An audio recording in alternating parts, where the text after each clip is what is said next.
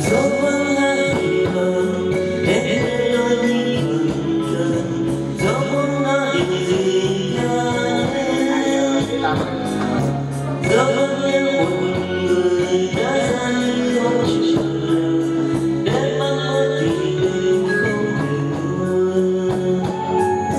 đôi chân nơi dài ấm mơ đến giường